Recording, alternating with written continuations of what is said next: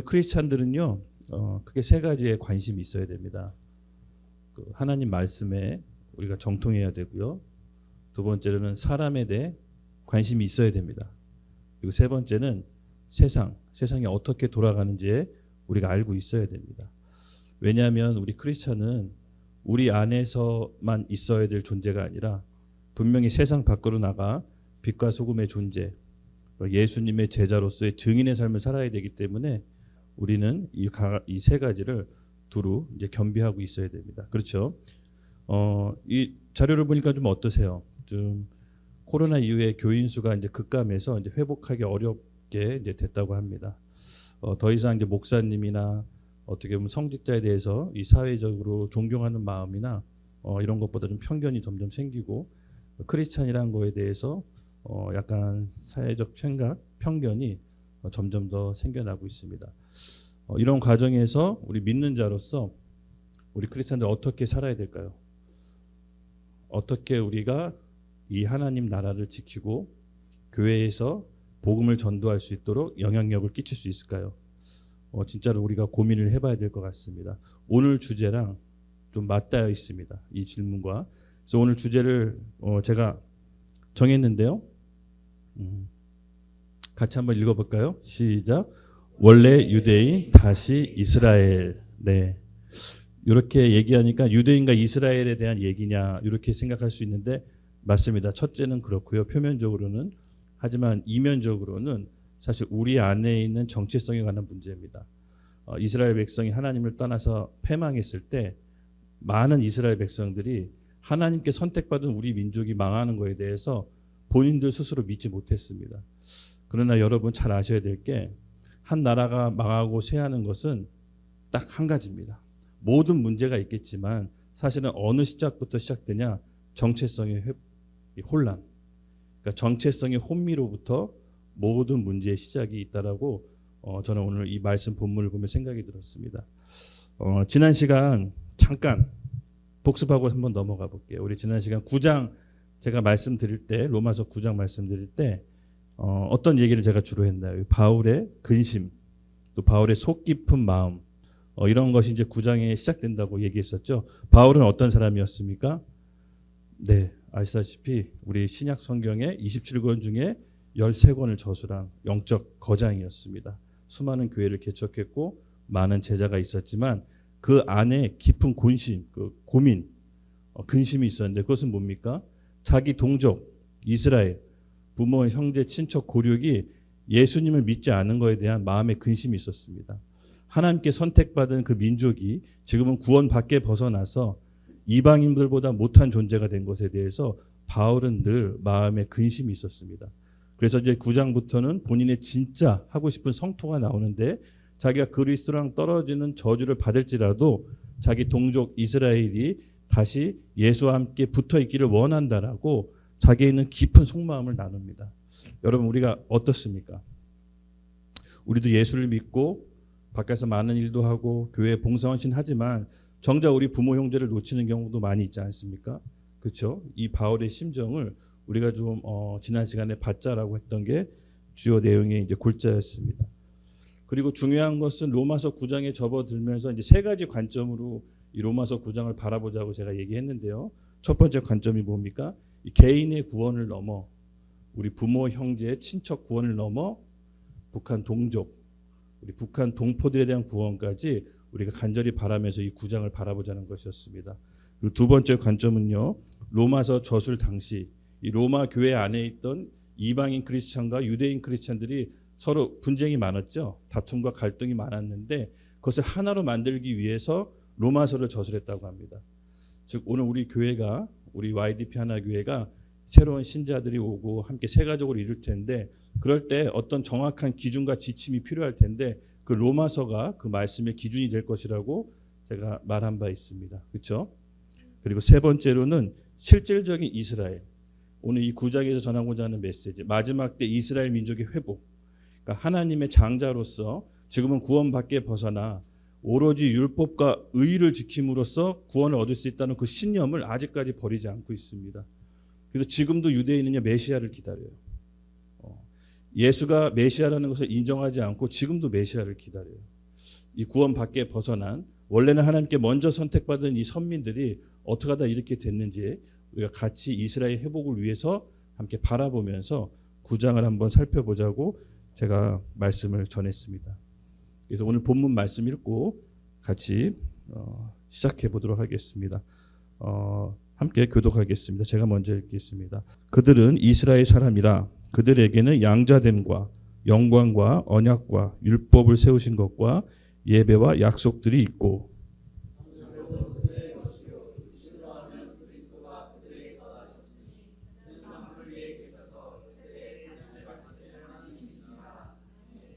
그러나 하나님의 말씀이 폐하여진 것 같지 않도다.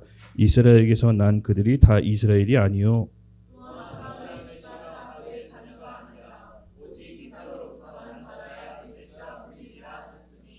곧 육신의 자녀가 하나님의 자녀가 아니요 오직 약속의 자녀가 씨로 여겨짐을 받으니라.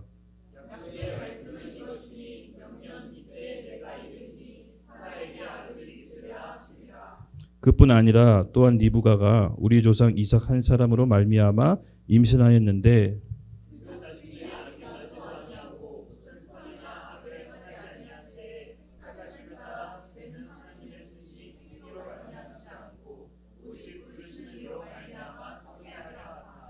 리브가에게 이르시되 큰 자가 어린 자를 섬기니라 하셨나니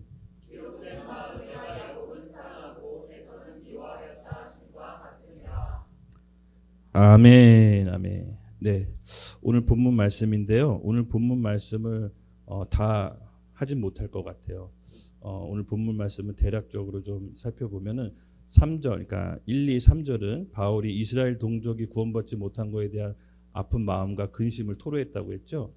근데 이 4, 5절은요. 왜 그렇게 됐는지, 그러니까 이스라엘이 원래 어떤 민족이었는지 그 바울이 딱 정체성에 대해서 깨우쳐 줍니다. 너희가 하나님께 받은 축복이 뭐였는지, 하나님께 받은 영적인 유산이 뭐였는지를 다시 한번 일깨워 주고요.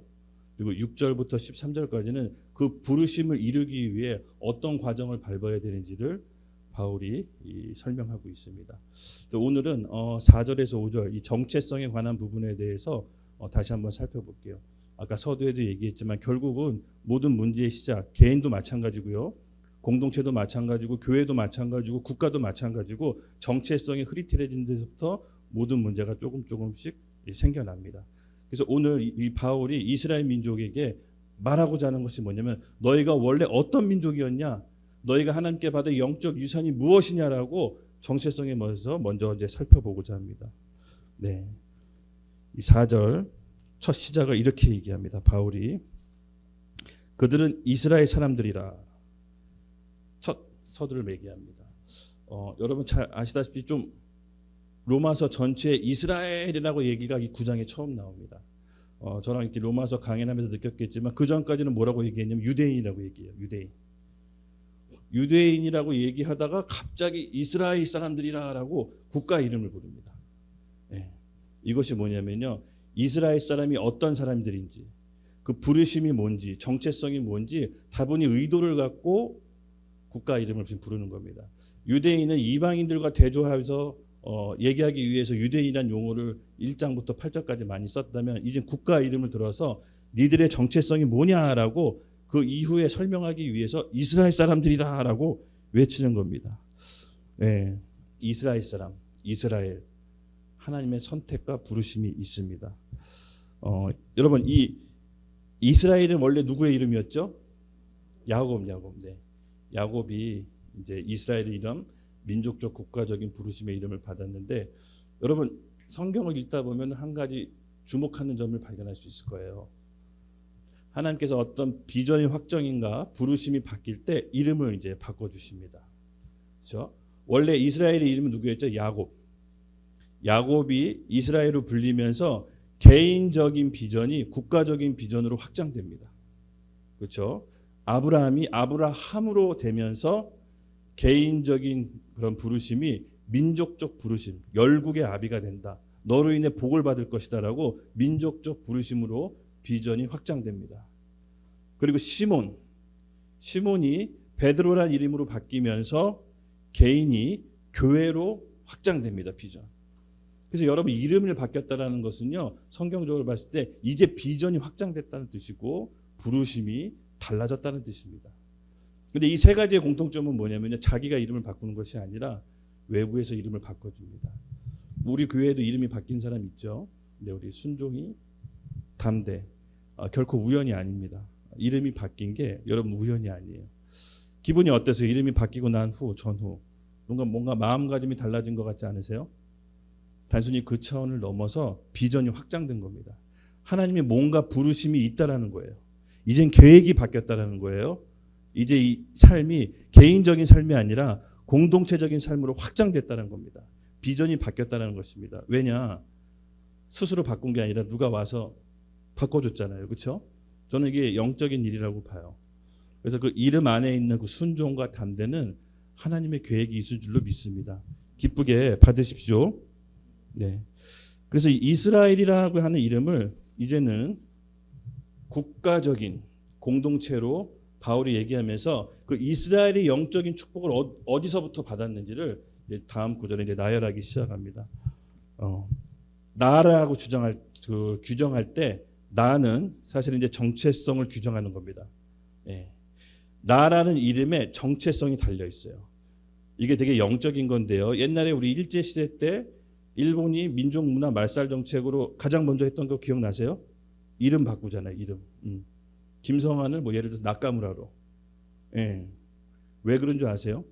정체성하고 연관돼 있어요. 원래 부르심에 가지 못하도록 이름을 바꿔버립니다. 이것은 영적인 거거든요. 그래서 이름이 나의 정체성을 규정하는 거기 때문에 여러분 이름을 지키는 것이 굉장히 중요합니다. 마태복음 16장 13절 같이 한번 읽어보겠습니다. 시작.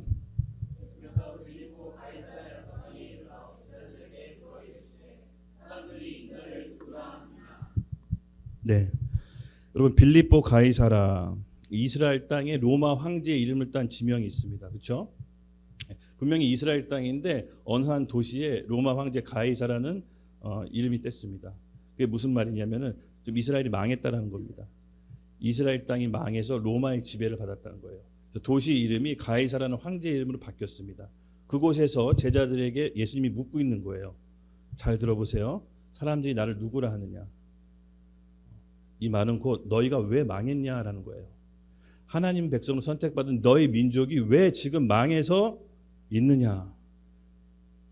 여러분 이게 시사하는 바가 큽니다. 한 국가가 건국된 지 어느 역사자가 이렇게 했던 말이 기억이 나는데요. 한 국가가 생기고 두 세대가 흐르고 70년에서 80년이면 꼭 정체성의 혼란이 온다고 합니다.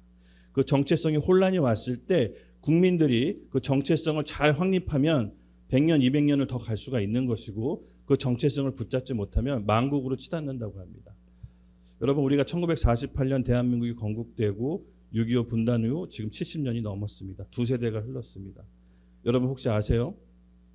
우리 조상들이 대한민국을 왜 건국했는지 기억나시나요?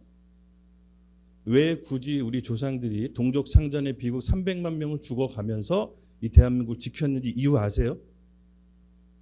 예, 이게 정체성이에요. 예, 대한민국을 왜 지켜야 했는지 정체성의 싸움이에요. 이 정체성이 두 세대에 거쳐서 흐릿해지면 망국으로 치닫는다고 한 역사학자가 그랬습니다. 그래서 이 유대인 이스라엘은요 3대 역사 교육이라고 해요. 할아버지와 본인과 자녀 세대가 역사 인식을 같이 해요. 왜냐하면 처절하게 노예 생활하고 홀로코스트라는 비참한 역사가 갖고 있었기 때문에 역사 인식을 같이 하지 않으면 망한다라고 생각을 해요. 예. 여러분 우리도 우리 조상들이 왜 이 대한민국을 지켜야만 했을까요? 저는 그건 단순히 우리 나라 역사가 아니라 교회사라고 생각합니다. 교회사. 우리나라 대한민국의 건국은 여러분 시작을 아시죠? 재헌국회 때 국회의원들이 나라를 하나님께 바치는 기도물로 시작했습니다. 즉 가난하고 헐벗은 이 민족이 살 길은 오직 하나 하나님하고 언약을 맺는 것이다. 하나님의 백성이 되었을 때 우리나라의 민족적 부르심이 있다. 비록 지금은 볼품 없지만 아시아를 넘어 전 세계에 복음을 전하는 제사장 나라라는 비전을 받았어요. 우리 조상들이 이 비전을 갖고 나라를 건국했습니다. 그리고 6.25 전쟁을 통해서 이 나라를 지킨 거죠. 그렇죠? 여러분 이 역사, 이 간단한 역사 의식이라도 우리가 가지고 있어야 됩니다. 그래야 우리 자녀에게 이 대한민국을 왜 우리 부모 세대가 지켰는지에 대해서 전수해 줘야 됩니다. 그래야 나라가 망하지 않습니다. 여러분 이거는 되게 현실적인 얘기입니다. 대부분 나라가 왜 망하냐면요, 우리 조상들이 이 나라를 왜 세웠는지 모르고 나라를 가볍게 여기고 서로 비난하고 서로 다투고 분열과 갈등이 생길 때 나라가 망국으로 치닫습니다. 우리는 그래서 저는 이 YDP 하나교회 새가족반에 역사 교육을 시킵니다. 저는 단순히 대한민국 역사 교육이 단순히 우리나라 역사가 아니라 교회사, 하나님께서 우리나라를 세우고 영적인 새세상 나라로 우리 교회를, 우리나라를 세계 선교에 쓰시겠다고 하는 그런 부르심이 있었기 때문에 저는 우리나라를 세웠다고 믿고 교회에서 새가족을 가르치는 것입니다. 그래서 교회에서 정치를 가르치는 게 아닙니다. 우리 교회사를 똑바로 알고 자녀 세대에게 전수해 줘야 될 교회의 사명이 있는 것입니다. 교회의 부르심이 있는 거예요. 이 시대를 향한 하나님의 교회의 부르심이 있는 겁니다. 그렇죠? 우리가 그것을 놓치지 맙시다. 그래서 바로 예수님께서 너희가 나를 누구라 하느냐, 너희가 왜 망했냐 이렇게 얘기하는 겁니다. 무슨 말이냐? 하나님이 육신이 돼서 성육신된 나를 너희는 누구라고 부르느냐? 하나님이 난데 너희는 하나님을 누구라고 하느냐라고 되묻는 거예요. 정체성이에요. 여러분 그때 제자들이 뭐라고 대답하죠? 엘리야도 같습니다. 세례 요한도 같습니까? 예레미야도 같습니다. 모두 다 틀렸습니다. 그렇죠? 베드로가 정확히 대답하죠. 주는 그리스도시요 살아계신 하나님의 아들이십니다. 예수님을 하나님으로 알 때 이 나라가 원래 하나님의 선택받은 백성이라는 것을 깨닫는 겁니다. 결국 정체성을 놓쳤을 때 이스라엘이 망국으로 간 겁니다. 그래서 예수님이 지금 나라 도시 이름 바뀐 그곳에서 묻고 있는 거예요. 너희가 왜 망했냐라고. 하나님의 백성은 하나님을 못 알아봐서 망한 거예요. 그렇죠? 우리가 이것을 놓치면 안 됩니다. 예수님께서 이 땅에 오셔서 우리를 위해 십자가에 못 박혀 죽으시고 다시 부활하신, 그 다음부터 우리 크리스찬들의 정체성은 하나님의 자녀, 예수님의 제자가 된 것입니다. 이것을 절대 놓치지 말고 일상생활을 하셔야 됩니다. 아주 간단한 진리지만 대부분 많이 잊어버려요. 그렇죠? 그래서 다시 한번 상기합니다. 그래서 요한복음 1장 11절 안타깝게 예수님이 이렇게 예언했죠. 함께 읽겠습니다. 시작. 자기 땅에 오매 자기 백성이 영접하지 아니하였으나, 요한이 이제 예언한 겁니다. 예수님이 이스라엘에 왔지만 그의 백성들은 예수님을 영접하지 않았습니다. 정확하게 이스라엘이 망한 이유입니다. 그래서 본문에서 이스라엘 사람들이라라고 이제 표현한 것은 하나님의 백성을 선택받은 너희가 하나님을 알아보지 못하고 하나님을 거부했기 때문에 하나님의 선택에 벗어난, 구원의 바깥으로 벗어난 지금 이 처지가 사실은 너의 선택에 의해서 그렇게 됐다라고 일깨워 주는 겁니다. 바울이. 그렇죠? 그래서 그 다음에 4절부터는 너희가 하나님께 받은 약속이 무엇인지를 이제 상세하게 낱낱이 설명합니다. 제가 먼저 읽겠습니다. 4절. 그들은 이스라엘 사람이라 그들에게는 양자됨과 영광과 언약들과 율법을 세우신 것과 예배와 약속들이 있고, 하나하나 살펴보겠습니다. 양자됨, 자녀 삼은 거죠. 아들로 삼은 겁니다. 호세아서 11장 1절을 함께 읽겠습니다. 네, 시작.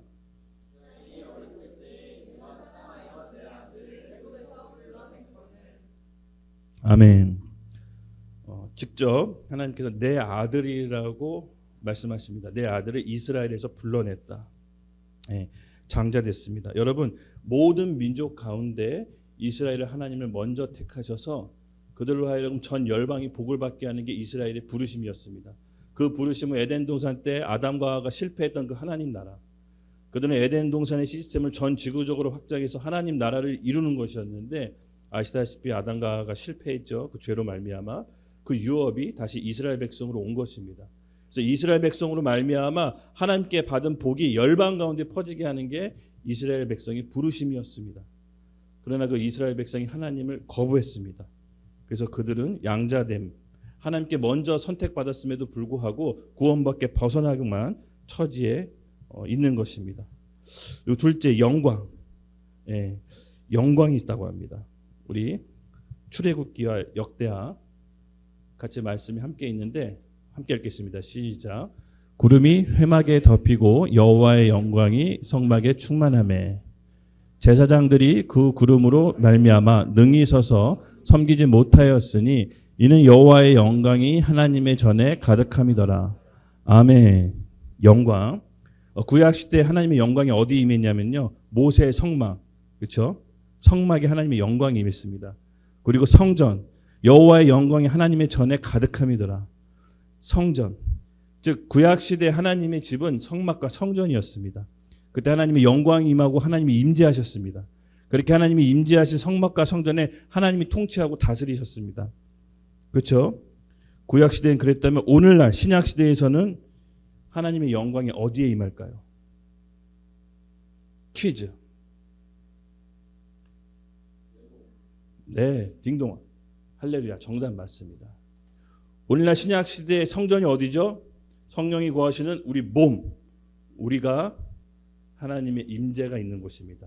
말씀 함께 읽겠습니다. 고린도전서 3장 16절 시작. 너희는 너희가 하나님의 성전인 것과 아멘. 조금 더 구체적으로 얘기하면 우리 각 개인이 하나님의 성령을 모시고 있는 성전이죠. 그래서 신약 시대에는요. 하나님의 영광이 어디에 임하냐? 교회에 임합니다. 교회. 우리 사도시대 사도행전에 성령의 오순절에 성령이 강림하시죠. 그때 이제 교회 시대가 시작되는데 우리 각 개인이 교회지만 우리 개인이 몸이 모인 곳이 교회입니다. 그래서 이 몸이 모였을 때 교회로 건축됐을 때 하나님의 영광이 임하는 것입니다. 여기에 대한 교회의 비밀이 있는데요. 제가 조금 더 설명해 드리겠습니다. 네. 창세기 13장 2절에서 3절 함께 읽겠습니다. 시작. 아브라함에게 가축과 은과 금이 풍부하였더라. 그가 네게부에서부터 길을 떠나 베델에 이르며 베델과 아이 사이 곧 전에 장막을 쳤던 곳에 이르니라. 아멘. 아멘. 여러분 교회는 어떻게 건축될까요? 교회에 하나님의 영광이 임했다고 하는데 그리스도의 몸인 우리 각 개인이 어떻게 교회로 건축되는 것일까요? 구체적으로 좀 살펴보겠습니다. 교회가 어떻게 건축되냐? 아브라함의 매기처럼 아브라함이 가나안 땅에 가서 장막을 쳤는데 베델과 아이 사이라고 합니다. 베델을 원어로 살펴보면요. 하나님의 집, 건축된 집을 뜻하고요. 아이는 돌 무더기를 뜻합니다. 예. 돌 무더기가 건축물로서 건축되려면 돌이 다듬어져야 됩니다. 그렇죠? 돌 무더기 상태로는 건축할 수 없습니다. 우리 각 개인이 돌 무더기처럼 모여 있지만 교회로 건축된다는 것은 공동체 안에 오늘날 교회 시대 안에 우리가 함께 공동체 생활하면서 자기를 부인하고 서로 양보하고 풉니다. 그렇죠? 하지만 예수님께서 우리에게 바라시는 것은 그렇게 각 한 사람 한 사람 돌 무더기 같은 우리가 하나하나씩 다듬어져서 교회로 건축될 때 그 교회 위에 하나님의 영광이 임하는 것입니다. 그래서 그 교회를 보고 아 과연 저 사람들이 예수님의 제자로구나라고 사람들이 알 수 있다라는 겁니다. 아까 서두에 봤던 뉴스 보도에 기독교 인구가 점점 줄어든다고 합니다. 그때 이제 후반기 내용 가면 또 심각한 내용이 나오는데 사역자들도 다음 세대를 이끌 젊은 전도사들도 줄어든다고 합니다. 교회에 대해서 크게 메리트가 없어합니다. 그래서 교회는 더 고립되고 세상과 분리되는 쪽으로 가고 있습니다. 그럼 우리가 이 크리스찬으로서 어떻게 살아가야 될까요? 첫 번째는 하나님 안에서 내가 누구인지 정체성이 분명해져야 됩니다. 그리고 우리가 교회 안에서 먼저 사랑하고 다듬어질 때 우리 안에 하나님의 영광이 임하게 될 것입니다. 이것이 바로 교회의 비밀인 것입니다. 그래서 개인이 영적인 카리스마로 마지막 때를 이끌 수 있는 것이 아니라 교회가 하나 되는 영적인 힘, 연합된 그 힘으로 마지막 때를 싸워 이기는 것입니다. 그래서 사단 마귀는 교회가 연합된 힘을 가장 두려워합니다. 그리고 연합은 가장 어렵고 힘든 영성이긴 합니다. 왜냐하면 자기를 부인해야 되기 때문에 자기 옳은 생각, 자기 의지를 다른 사람 앞에서 꺾어야 되기 때문에 이것이 참으로 어렵고 힘듭니다. 하지만 예수님께서는 우리가 건축된 돌로 세워지길 원하십니다. 그래서 우리는 포기하지 말고 그 길로 가야 되는 것입니다. 그러니까 포기하지 않고 그리스도의 몸된 교회로 건축될 때 하나님의 영광이 임하게 될 것입니다. 그래서 성도 1000명, 100명이 모이는 것이 중요한 것이 아니라 단 10명이라도 교회의 몸으로서 건축돼야 되는 것입니다. 그래서 우리가 포기하지 말고 이 길을 저와 여러분 함께 걸어갑시다. 우리 YDP 교회가 주님 다시 오실 때 칭찬받는 교회가 되기 위해 서로 사랑하는 끈을 절대로 놓치지 마시다. 네, 그리고 셋째 넘어가겠습니다. 언약과 율법이 있다라고 합니다. 네, 언약과 율법은 이렇게 세트로 움직입니다. 창세기 말씀, 출애굽기 말씀 함께 읽겠습니다. 시작.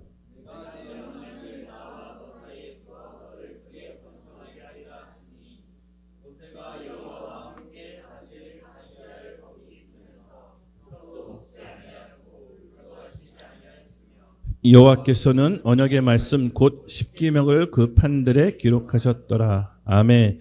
내가 내 언약을 너와 나 사이에 두어 나를 크게 번성하게 하리라. 언약과 율법, 예, 바로 이스라엘 백성에게 주신 하나님의 영적인 축복입니다. 하나님은 이스라엘 백성과 언약을 세우십니다. 근데 여러분, 언약의 속성에 대해서 제가 한번 새가족번에서 얘기한 적이 있죠. 우리 수련회 가서. 이 언약은요 좀 특별합니다. 계약은 동등한 조건의 자격을 갖춘 사람끼리 맺는 게 계약입니다. 그렇죠? 그래서 동등하게 위치가 같을 때 계약을 맺을 수가 있습니다. 그래서 계약을 맺을 때 조건이 안 되면 뭘 갖고 오죠? 담보. 그렇죠? 담보를 통해서 어느 정도 동등한 조건의 계약을 맺습니다. 그래서 계약을 언제든지 파기해도 담보를 가질 수 있기 때문에 누가 의해서 한쪽에서 파기해도 괜찮습니다. 크게 손해보지 않습니다. 근데 언약은요, 잘 들어보세요. 가장 모든 걸 가진 능력자가 가장 능력이 없는 사람을 일으켜 세워서 인격적으로 동등한 자격을 만들어 놓고 맺는 것이 언약입니다. 이해되세요? 모든 걸 가진 자가 아무것도 없는 자를 인격적으로 대우해서 동등한 가치를 만들어 놓고 맺는 게 언약입니다. 그래서 이 언약의 특징은 뭐냐면요, 서로 인격을 거는 거예요. 계약은 파기해도 담보 제공한 걸 가지면 그만이기 때문에 상관이 없지만 이 언약은 인격이 훼손됩니다. 즉 언약을 파기한 쪽은 뭐냐? 나 사람 아니다. 이렇게 생각하면 됩니다. 그래서 이 언약 관계는요, 구체적인 명시로 지켜야 될 책임과 의무가 있습니다. 그래서 항상 율법, 항상 언약은요, 율법을 동반하는데 그것은 뭐냐면요, 하나님이 이스라엘 백성을 자기 신부라고 자주 표현하죠. 그래서 신랑이 신부에게 요구하는 구체적인 지침서, 의무와 책임이 있습니다. 그것이 바로 언약의 독특성인데요. 담보가 아니라 인격 대 인격, 조건이 없는 사람이 조건이 있는 사람하고 언약을 맺는데 지켜야 될 구체적인 명시, 책임과 의무가 있는데 그것이 뭐다? 율법. 네, 율법인 것입니다. 그래서 이 율법을 지킬 때 언약 안에서 축복을 받고 율법을 어기게 되면 언약 밖에서 저주를 받게 되는 것입니다. 그래서 여러분, 이 책임과 의무, 너무 빡센 거 아니에요? 괜히 언약 맺었다가 그 수천 가지의 율법을 다 어떻게 지킵니까? 이렇게 생각할 수가 있는데 사실은 언약은요, 하나님의 특권이고 축복입니다. 왜냐? 신명기 30장 19절 언약은요, 일방적으로 맺게 한 것이 아니라 하나님 우리에게 선택권을 주셨기 때문에 그렇습니다. 신명기 30장 19절 함께 읽겠습니다. 시작.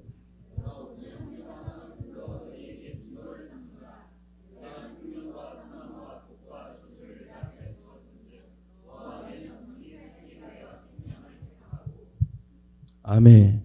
즉 언약을 맺었을 때 사망과 복과 저주와 축복이 내 앞에 있는데 너가 무엇을 택할 거냐? 너의 자손을 위해서. 이렇게 하나님께서 우리에게 선택권을 주시는 겁니다. 그래서 언약 맺은 백성을 그에 따른 하나님께서 축복을 함께 더해 주시는데 이 축복의 특권은 어마무시합니다. 어느 정도로 어마무시하시냐면은 하나님의 말씀은 1.1획도 변개가 없으시죠. 네, 과거에 맺은 그 언약의 말씀이 오늘 우리까지도 계속 성취해 나가십니다. 이스라엘 백성하고 맺은 그 언약이 어떤 건지 구체적으로 아주 대표적인 한 구절만 함께 보겠습니다. 시작. 너를 축복하는 자에게 내가 복을 내리고 너를 저주하는 자에게 내가 저주하리니 땅의 모든 족속이 너로 말미암아 복을 얻는 것이니라 하신지라. 아멘. 이 말씀이 아직까지도 유효해요. 그래서 어떻게 보면 이 지구상의 모든 나라가 이스라엘을 어떻게 대하느냐에 따라서 두 부류로 나눠져요. 이스라엘을 축복하는 나라, 이스라엘을 저주하는 나라. 가만히 보면 세계 정세도요, 이스라엘을 돕는 나라, 축복하는 나라가 나눠져 있고요. 이스라엘을 저주하고 이스라엘을 없애려고 하는 나라로 나눠져 있어요. 근데 이 말씀에 의하면 이스라엘을 축복하는 자 하나님 뭐라고 하셨죠? 축복한다고 했죠. 이스라엘 저주하는 자 하나님께 저주한다고 했습니다. 이 말씀이 오늘날도 그대로 적용돼서 국가적으로도 이스라엘을 축복하면 복을 받고요. 국가적으로 이스라엘을 저주하면 그 국가가 저주를 받습니다. 하나님 말씀은 그 언약의 근거에서 이루어지기 때문에 절대 변개가 안 됩니다. 그래서 사실은 언약 백성을 맺었다는 것은 하나님의 큰 특권이에요. 근데 그것을 모르고 단순히 지켜야 될 의무와 책임만 알았을 때는 굉장히 부담처럼 느껴지는데 사실은 복에 겨운 거죠. 그래서 우리가 이 하나님께 언약 백성이 됐다는 것은 사실은 여러분 우리 특권인 것입니다. 하나님이 우리를 자손 대대로 영원히 지켜주겠다고 하는 일방적인 언약입니다. 능력이 엄청 많은 사람이 자격 조건이 안 되는 사람을 끌어올려서 동격으로 대해주시는 것도 엄청난 일인데 그에게 영원히 지켜주겠다고 하는 하나님의 약속, 본인의 신실함으로 인해 우리의 불안정함하고 상관없는 하나님의 신실하심으로 인해 그 언약은 유지되는 것입니다. 네. 하나님 아브라함에게 임했던 그 말씀 그대로 오늘 우리에게도 임하게 될 것을 예수님의 이름으로 축복합니다. 아멘. 네, 그리고 예배와 약속이 있습니다. 예배와 약속. 우리 이사야서 16장 5절. 한 충실함으로 판결하며 정의를 구하며 공의를 신속히 행하리라. 여러분, 하나님 나라는 하나님 통치하고 다스리는 나라입니다. 그렇죠? 근데 그 하나님 통치가 어디서부터 시작되냐? 예배로부터 시작되는 비밀이 있습니다. 예배는 우리가 생각하는 것보다 그 이상의 신비가 있습니다. 예배는 특권이지만 피조물이 하나님께 주어지는 피조물의 특권이기도 합니다. 사실 예배는 하나님을 하나님 되게 하시는 겁니다. 우리가 피조물로서 이 땅에 왕적인 존재를 하나님이 지으셨지만 하나님 앞에서는 피조물이라는 걸 인식하는 게 뭐다? 예배인 것입니다. 그래서 이 질서 안에 우리가 있을 때 아름답고 행복한 겁니다. 그래서 이 예배를 통해서 하나님이 통치 원리대로 예배하는 자를 통해서 하나님 나라가 통치가 임하는 겁니다. 그래서 이 예배는 사실은 하나님의 질서를 회복하는 것입니다. 여러분 동물이 예배하는 거 봤습니까? 네, 무슨 세상에 이런 일이 해서 가끔 나오는 거 말고요. 그런 거 말고 동물은 예배하지 않습니다. 그렇죠? 식물도 예배하지 않습니다. 오직 영적인 존재만 예배합니다. 그 예배한다는 것은 내 올바른 위치를 하나님 앞에서 표현하는 겁니다. 하나님은 예배받을 대상이고 이 세상의 창조주고 저의 주인이십니다라고 하나님을 하나님 위치에 올바르게 둘 때 하나님께서 비로소 우리를 통해 통치하고 이 세상을 다스리기 시작하십니다. 우리 교회가 2023년 2월 24일이었죠. 그때 이제 제 마음속에 좀 강한 감동이 있어서 매일 예배를 드리기로 이제 선언했습니다. 그 전에 이제 이곳에서 성막 기도라는 것을 하면서 이제 기도를 드렸었는데 하나님께서 강하게 매일 예배를 드리라는 마음의 감동을 주시더라고요. 그래서 이제 우리 기훈이랑 그때 이제 도시락집에서 우리가 매일 예배 인도할 수 있겠냐 했을 때 기훈이가 하겠습니다 그래가지고 그때부터 매일 예배가 시작됐습니다. 둘이서 시작했죠 처음에. 네. 그때 그 예배 때 하나님의 임재가 너무 강력했어요. 네. 너무나 강력해가지고 와 하나님이 그토록 바라시고 기다리셨구나. 너무 기다리셨구나. 이런 이제 감동을 이제 받았거든요. 근데 그 예배를 드리고 그 다음에 우리 교회에서 벌어지는 일들이 정말 신기했어요. 도무지 열면 남짓한 이 교회가 할 수 있을 거라고는 아무도 생각하지 못한 일들이 막 벌어지는데 저는 그때 하나님께서 배웠습니다.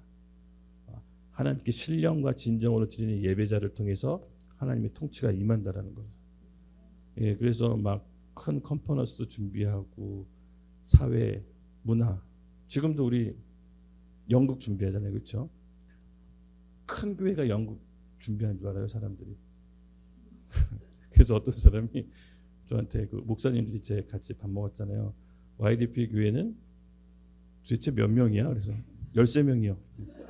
깜짝 근데 연극을 기획해? 제작해서 네 이거 진짜 한 거 맞아? 그래서 네.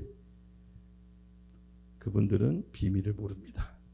우리는 알고 있습니다. 예배는 하나님 나라의 통치의 시작입니다. 여러분 잘 보세요. 이스라엘 백성이 이집트에 나와서 광야를 거치죠. 그리고 가나안 땅에서 뭘 합니까? 예배드립니다. 다윗은 다윗의 장막을 짓고 예배드리기 시작합니다. 그리고 그 다음 솔로몬 한때 성전을 짓고 그 위에 하나님이 성전에 임재하십니다. 우리 교회 걸어온 길을 보니까요. 예배드리고 그렇죠? 9월 15일 날 YDP 하나교회가 생기고 하나님의 임재를 느끼면서 우리는 사역을 하고 있습니다. 참 신기해요. 의도하진 않았지만 나중에 성경을 보면서 그런 길로 가고 있어서 너무 감사했습니다. 근데 여러분 다윗의 장막을 통해 예배드릴 때 주변 국가들이 다윗의 이스라엘에 조공 바쳐요. 돈 갖다 바치고 뭐 건축자재 바치고 다 갖다 바쳐요. 참 희한해요. 근데 하나님의 통치가 임하면요, 하나님의 임재가 있는 곳은 내가 무언가를 하려고 애쓰는 것이 아니라 하나님이 일하시는 것을 우리가 보는 겁니다. 그 첫째 시작은 하나님 된 위치에 올려드리는 바로 예배의 시작인 것입니다. 그래서 하나님이 일하실 때는요, 하나님이 원하는 사람을 먼저 선택하시고 하나님이 원하는 장소로 이동시켜서 하나님이 원하는 장소에서 예배 받으세요. 왜 그렇게 하는지 모르겠지만 그렇게 하세요. 성경을 읽어보면 꼭 그러세요. 성경의 인물들을 한번 보세요. 야곱도 그랬고 아브라함도 그랬고요. 모세도 그랬고요. 그런데 하나님의 거기에는 하나님의 독특한 성품이 있는 것 같아요. 하나님은 굉장히 좀 뭐랄까 불경스러운 얘기지만 욕심쟁이신 것 같아요. 그러니까 자기가 원하는 백성에게 단 1.1획도 딴 데 마음 뺏기는 걸 원치 않으세요. 오로지 자기만을 섬기기를 원하세요. 그래서 하나님의 사랑은 질투의 하나님이시라고 그러잖아요. 그러니까 우리가 다른 신을 섬기는 걸 우상 숭배하는 걸 못 참으세요. 그걸 정말 괘씸하게 생각하세요. 근데 그럴 만도 한 게 결혼한 부부가 다른 사람에게 눈을 판다. 이거는 정말 못 참을 일이잖아요. 그렇죠? 그건 뭐 죽는 일입니다. 마찬가지로 하나님도 똑같습니다. 그의 선택한 백성, 그의 신부가 다른 데에 한눈을 판다? 이건 뭐 눈 돌아가는 일이죠. 모든 축복을 걷어갈 정도로. 마찬가지로 우리가 하나님을 신랑으로 삼은 그리스도의 몸된 교회인 것입니다. 그래서 여러분, 하나님께 이곳에 임재가 있는지 없는지가 너무 중요합니다. 하나님 임재 없는 곳에서 발버둥 치면은요, 아무리 돈을 많이 쓰고 아무리 인력을 많이 투입시키고 100명, 1000명이 모여도 아무것도 안 됩니다. 근데 하나님의 임재가 있는 곳은요, 돈 없고 백 없고 인맥 없어도 다 몰려듭니다. 여러분 느끼시죠? 우리 가만히 여기 있는데 사람들이 여기 몰려듭니다. 정말 신기합니다. 저는 맥을 잡았어요. 하나님의 말씀의 약속의 근거에서 예배 드릴 때 하나님께서 이곳에서 통치하고 다스린다는 것. 사람은 본능적으로 영적인 존재이기 때문에요, 살고 싶어 해요. 하나님의 임재가 있는 곳을 알아요. 그래서 그곳으로 하나님께 사람들은 오기 시작합니다. 사실 저 영등포 떠나려고 몇 번이나 시도했었어요. 제가 얘기를 이렇게 아시는 분들은 다 아시겠지만 여기를 떠나려고 몇 번이고 발버둥 치고 그 영화 빠삐용처럼 여기를 도망가려고 먼 곳에도 가보고 다시 돌아오고 수차례 겪으면서 제가 여기를 벗어날 수 없나 하고 그냥 여기를 공부하기 시작했어요. 영등포를. 이왕 벗어날 수 없으면 뭐 하는 곳인지 한번 알아보자 해서 역사를 공부해 보니까 굉장히 중요한 땅이고 영등포에서 하나님이 예배자를 찾는다는 감동을 받았어요. 이곳은요, 여러분, 우리가 생각하는 것보다 굉장히 훨씬 더 중요한 영적인 고지입니다. 왼쪽에 여의도에 가면요, 세계에서 제일 큰 여의도 순복음교회가 있죠. 정치 영역을 담당한 국회가 있습니다.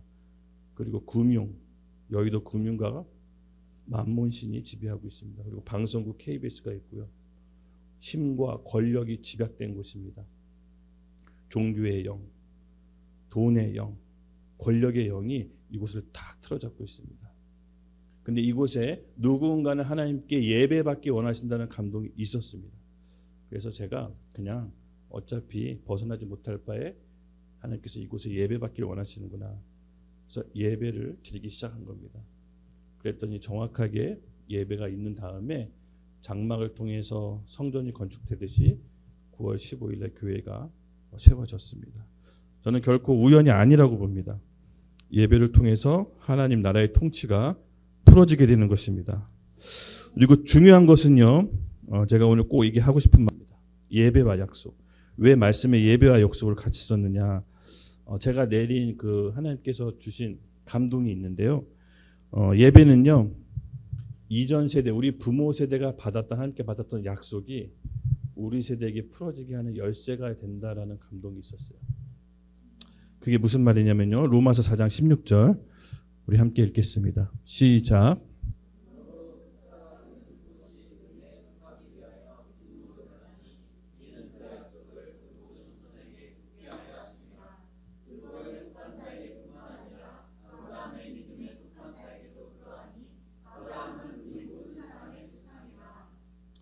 아멘.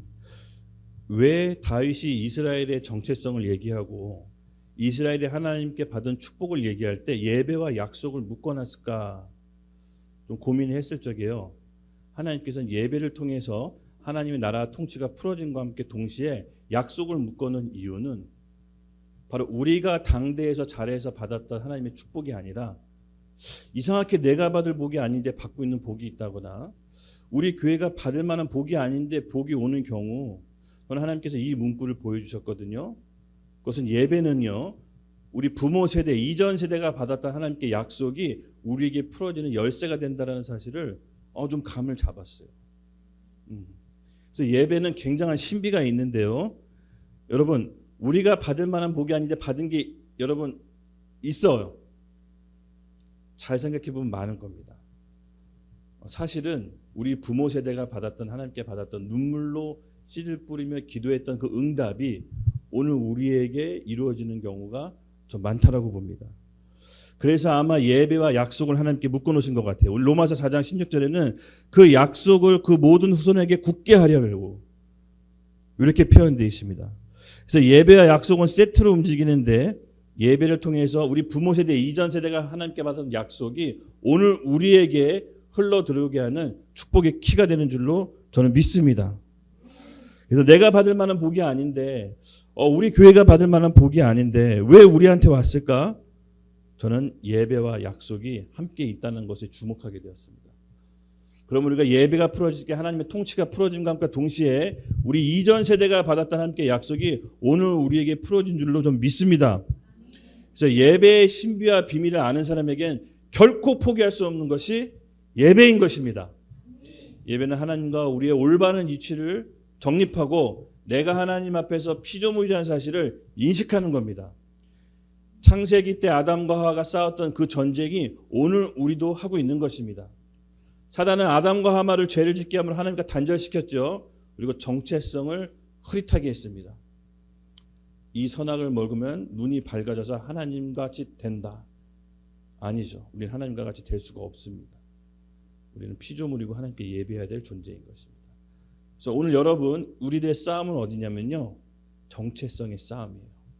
내가 하나님 앞에 올바른 위치를 지키고 예배드림으로써 항상 기억하는 거예요. 예배드리지 않으면 기억하지 못해요.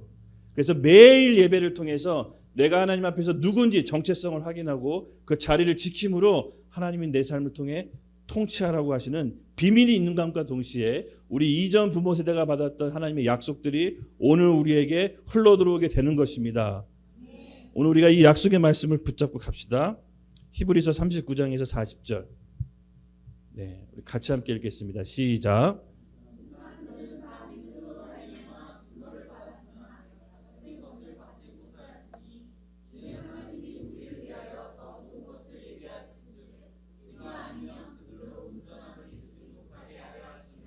아멘. 찬양팀 나올래요? 네. 맞습니다. 우리 믿음의 조상 선조들은 믿음으로 증거를 받았지만 약속된 것은 받지 못했습니다. 그렇죠?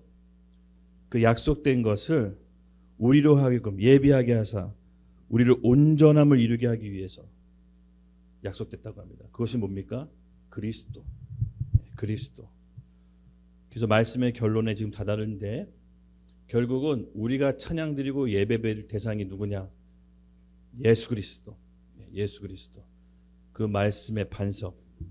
주의 몸된 교회가 예수 그리스도를 하나님으로 알고 인식하고 그를 찬양하며 예배할 때 우리의 모든 통치의 영역이 우리를 통해 이 교회를 통해 흘러나가게 될 것을 믿습니다. 육신으로나 영적으로나 명백히 하나님께 선택받은 그 유대인이 이스라엘 민족이 구원에서 벗어나 바깥의 이방 민족보다 못한 지금 구원 받아야 될 처지에 있는 것은 단 하나였습니다, 여러분. 바로 하나님 앞에서 본인들의 정체성을 놓쳐버린 것입니다. 오늘 말씀에 열거했듯이 그들에게 양자됨과 영광과 언약들과 율법과 예배와 약속들과 조상들이 있는데 그 조상들 모든 것들이 뭐로부터 예배받기를 원하시냐? 만물 위에 계신 그리스도께 찬양받길 원하신다. 여러분, 우리가 이 마음 가운데 오늘 신령과 진정으로 예배드림으로 하나님 앞에서 온전한 정체성을 유지합시다. 오늘 같이 기도드릴 텐데요. 우리 요한복음 말씀을 붙잡고 기도해 주셨으면 좋겠어요. 지금 이 시간에 하나님께서 신령과 진정으로 예배하는 자를 찾는다라는 그런 저의 마음의 감동이 있습니다. 예배에 대해서 제가 쭉 살펴드렸지만 오늘 우리가 하나님께 올려드립시다. 이전까지의 삶은 기억하지 마시고 현재가 중요합니다. 늘 말씀드렸지만 지금 내가 하나님 앞에서 온전한 입장을 취한다면 우리의 미래는 밝아질 것입니다. 성경의 사람은요, 미래의 사람이고 믿음의 사람입니다. 과거에 매여 있지 않습니다. 그렇죠? 오늘 지금 현재가 중요한 것입니다. 우리 요한복음 4장 23절에서 24절 같이 읽겠습니다. 아버지께서 참되게 예배하는 자들은 영과 진리로 예배할 때가 오나니 곧 이때라. 아버지께서는 자기에게 이렇게 예배하는 자들을 찾으시느니라. 하나님은 영이시니 예배하는 자가 영과 진리로 예배할지니라. 아멘. 우리 같이 일어날게요. 같이 일어나면서 찬양과 예배드림으로 우리가 올려드릴 텐데, 아까도 얘기했지만 여러분, 모든 문제의 시작은 단순합니다. 그렇죠? 내가 하나님 앞에서 정체성을 잃을 때부터 모든 문제가 들어오기 시작합니다. 그 모든 문제의 시작은, 정체성을 바로잡는 것은 하나님 앞에 예배할 때, 신령과 진정으로 지금 이곳에 예배할 때 하나님께서 원래 주셨던 모든 축복들을 우리가 회복된 줄로 믿습니다. 그러므로 우리가 손을 높이 들고요, 신령과 진정으로 우리 할아버지 하나님 찾아 구합시다. 아버지께 참되가 예배하는 자들은 영과 진리로 예배할 때가 오나니 곧 이때라. 아버지께서는요, 자기에게 예배하는 자들을 찾으시느니라. 아멘. 하나님, 오늘 저희가 주님께 예배합니다. 하나님을 찬양합니다. 만주의 주, 만왕의 왕, 이새의 뿌리, 아브라함의 씨, 다윗의 자손이신 예수 그리스도시여, 오늘 저에게 오셔서, 우리 교회에게 오셔서, 이곳에 임하셔서 우리를 통치하여 주시옵소서. 하나님 나라가 임하게 하여 주시옵소서. 우리 주여 한번 외치고 하나님께 예배드립시다. 주여!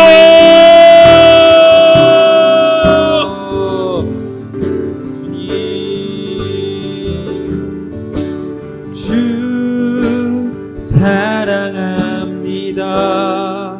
어제보다 오늘 더 주를 사랑합니다. 주 사랑합니다. 어제보다 오늘 더 사랑합니다. 성소에서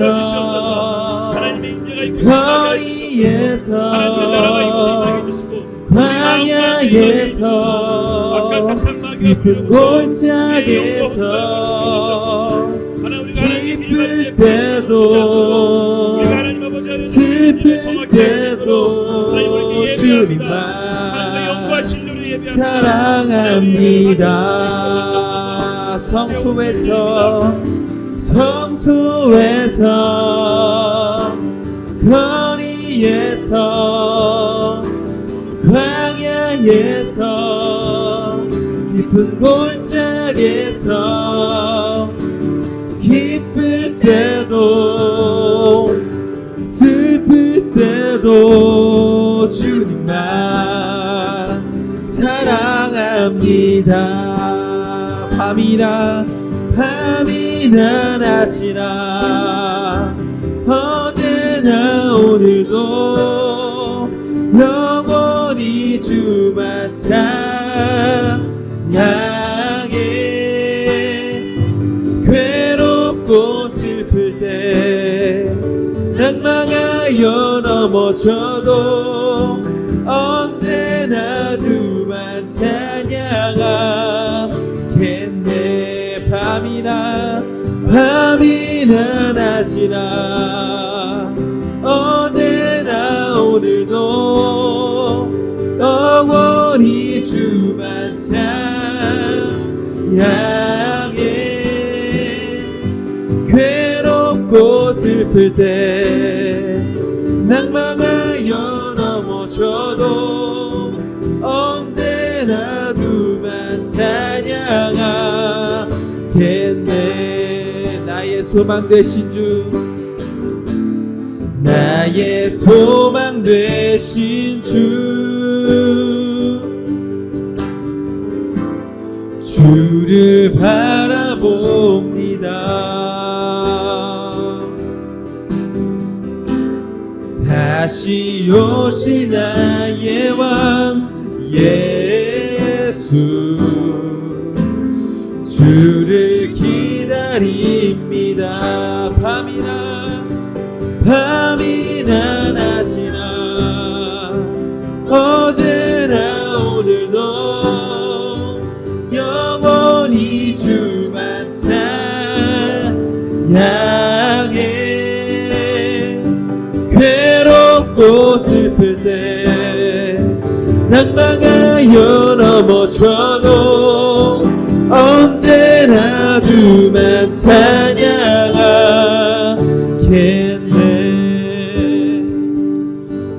하나님 아버지 감사합니다. 하나님을 예배합니다. 하나님을 찬양합니다. 하나님 홀로 영광 받으시옵소서. 하나님 이곳에 임재하셔서 우리를 통치하시고 다스려 주시고 우리 교회를 다스려 주시옵소서. 하나님 이곳에 모인 모든 형제 자매님들 하나님 나라가 그 안에 임하게 하시고 삶의 모든 부분, 가정, 일터, 가족 간에 복음의 씨앗이 심겨져 너희가 주 예수를 믿으라 그리하면 너와 내 집이 구원이 얻으리라 말씀이 성취되게 하여 주시옵소서. 하나님 나라가 우리 안에 임한 것을 예수님의 이름으로 선포합니다. 하나님을 찬양합니다. 예수님의 이름으로 기도드렸습니다. 아멘.